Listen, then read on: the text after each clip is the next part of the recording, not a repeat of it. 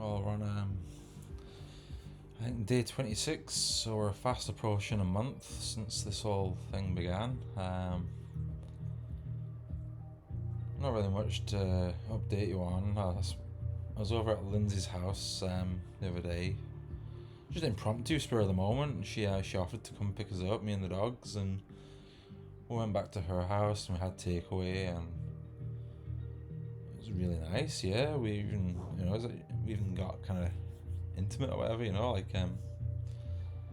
which I wasn't really expecting. But I'm not complaining, I'm glad that we're still close despite everything. Rocking my new wallpaper, as you can see, is a bit cringe, but yeah, I've got another one here. I'll show you. I don't know which one. I'm not sure if they're a bit too young, I don't know if that's creepy or what, but it's another one that I've got. It's pretty cool, I think. It'd be so cool if you could do a 3D interactive avatar plug into the AI, and it'd be on your desktop and you could interact with it and stuff. That'd be pretty sweet. It'll be coming in the near future, I guess. Another weird thing happened. It reminded me of this meme of special forces and intel services, and it says if an attractive person approaches you, most of you aren't good looking enough for that shit, So it's only espionage they're after. Well, in my case, money, So, this. I've got 66 or 65 now friends on Facebook, and it's mostly just family or friends of family and a handful of friends or childhood people that I used to know. I've purged most of the people that I had on Facebook over the years, and there was very few left. So because I've barely got any friends and family on my Facebook, I don't feel as bad to putting personal stuff out there, and I'd had a falling out with my family, as you could see in that video that I put on just a couple of days ago. Basically just the emotional unavailability that my family have, and how I feel like I'm isolated, and that they don't understand me, and that they're ashamed of me and embarrassed of me and stuff like that. So I just put up some stuff about it, not about that exactly, just some stuff about how I was feeling. And then surprise surprise, someone came out and reached out to me. A couple of people have reached out to me, but I've learned that words are very cheap. People are more than willing to send a nice little ditty, a little message, just to say, oh, we're still family, I will still support you, but they won't actually do anything for you, and there's nothing they can do, and nothing I would expect anyway, except for maybe from Lindsay's mum and dad, but it's no point going down that road again. But anyway, yeah, this woman approached me, well, reached out to me, and it was a bit creepy actually. I felt because the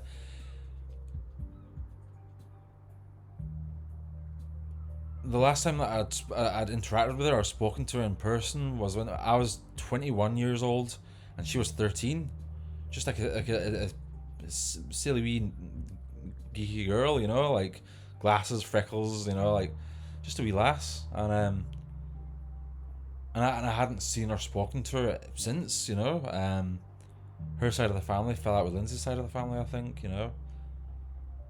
But she reached out to me. She's all grown up now. She's 20. She said she's 26. I thought, well, it's not so bad. I'm 34. She's 26. But she reached out and she was like, oh, maybe we could have a chat or get a drink or have dinner sometime. And to be honest with you, the last thing I want right now is another woman. I don't want to get rid of one woman and replace it with another one. I'm done with that for now, at least. But I figured I could use all the friends that I can get. I could use someone else to talk to besides James. That'd be nice. But right off the bat, something felt strange, because she said that she's reaching out because of some of the posts that I've been making on Facebook. Now, the posts that I've been making on Facebook makes it plainly clear that I'm coming from a place of like emotional and mental turmoil, and that I'm going through some shit, you know. But I thought, well, if that's what's made her reach out to me, then it'd be okay to be open, you know, to be open about myself. But as I tried to talk to her, you know, even about I didn't get too heavy straight away, you know, like I wasn't like unloading my baggage onto her, but I was just being open, you know. And I could feel that there was like an awkwardness, a strangeness, like she didn't really understand. Well, she didn't really know how to really engage, I guess, and neither did I, you know, I guess. But I thought, you know, I'll give her the benefit of the doubt. But it didn't take long before she started asking for money. um, and you know, it was only a small amount of money, you know, like change, you know, like so I was happy to help out, you know, like even though I'm in my overdraft, even though I'm in debt, even though I'm relying on government grants and family to lend me money and then I'm paying it back and all this kind of stuff. But you know, I was willing to help a friend in need, you know. So I PayPal'd her the money because I was into my overdraft, so I couldn't wire transfer money directly. Thank God, you know. So I PayPal'd the money, and then a little while later, it's not going to clear for another 3 or 5 days. I picked the wrong option. Can you send it again? I was like, nah. Red flags here, man. Like, fool me once, shame on you. Fool me twice, well, you can't fool me again, as George W. Bush would say.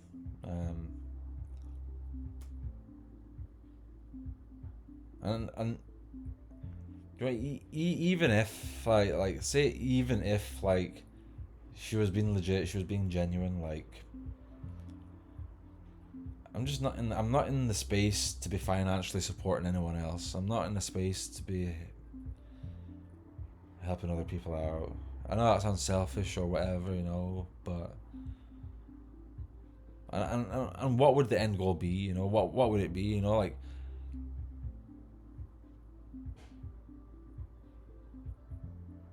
because she's a drop dead gorgeous woman, you know, like and a drop dead gorgeous woman like that could have any man in the world that she wanted, you know. What's she gonna want with a fucking freak like me, you know? Apart from just like just another simp beta orbiter or something like that, you know, like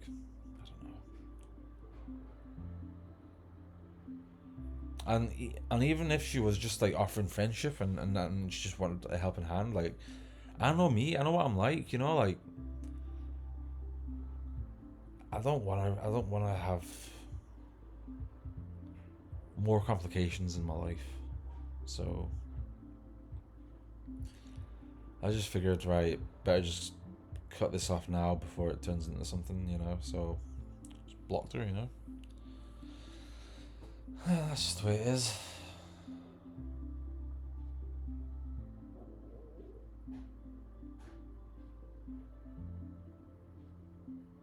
Just the way it is. But it's no big deal. But I'm like, but what I mean though is like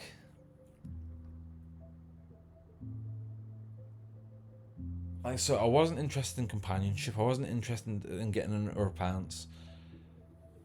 I was just like seeing it as a friend, but like she'd message and she was talking to me for a while, you know, and then just went dark, you know, and turned out that she'd fallen asleep, and like I was thinking, oh no, like have I freaked her out? Have I scared her away? Have I done something wrong? You know, and like 100 things were going through my mind about what's happened. You know, like what have I done? You know, and then it turns out, oh no, she just fell asleep, and it's like,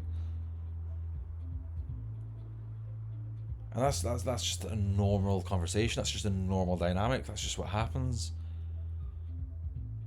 But I'm not normal, and I realized like I was happy before she reached out and messaged me. You know, I was happy being on my own. But all of a sudden now I'm thinking like, oh no, have I said the right thing? Am I doing the right thing? Have I scared her away? Am I blah blah blah? and it's like, I just can't deal with people, you know. I just, it's more complications. It's more bullshit to deal with, and I know that it's not for the best for me probably to isolate myself, but